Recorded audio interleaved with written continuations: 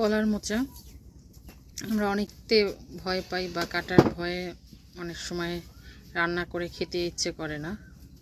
আজকে দেখাবো কিভাবে কলার মোচা কাটা হয় এবং কলার মোচাটাকে সুন্দর করতে হয়, কষ বের করতে হয় এবং কষ বের করে কিভাবে খাওয়া যায়। প্রথমে এই বাটিতে পানি নেওয়া হয়েছে এবং পানিতে একটু হলুদ দিয়ে দেওয়া হয়েছে।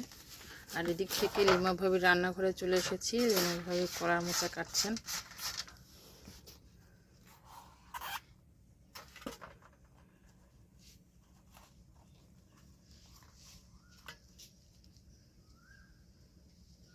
এই গরমে এই ধরনের খাবার অনেক ভালো লাগে খেতে।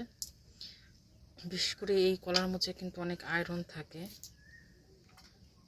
রক্ত বাড়ে, অনেক উপকারিতা।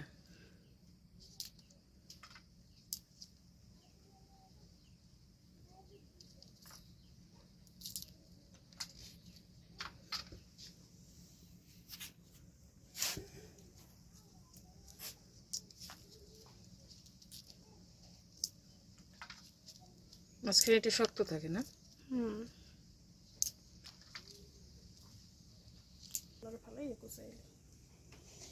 এই ভিতরের শ্বাসগুলো ফেলে দিতে হবে একটা একটা করে। আর এটা হচ্ছে খোল,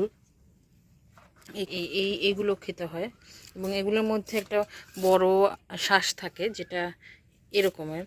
এগুলো ফেলে তারপরে হলুদের পানিতে কুচি কুচি করে কাটতে হবে এবং ভিজিয়ে রাখতে হবে কিছুক্ষণের জন্য।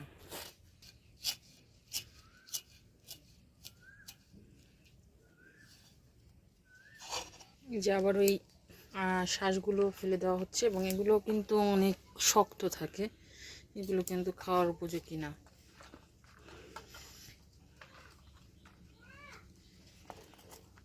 একে একে খোল ছড়িয়ে এগুলো বার করে মাঝখান থেকে এই যে শ্বাসগুলো কেটে মানে আলাদা করে তারপরে কুচি কুচি করে কেটে হলুদে ভিজানো হবে। আর এইদিকে খুবই গরম পড়েছে, সরি 10:30 বাজে। রৌদ্রটার তাপ বাড়ছে এবং গরম পড়া বেশি শুরু করেছে। আর লিমা ভাবে এদিক থেকে কি রান্না করবে দুপুরে সেই আয়োজনে ব্যস্ত।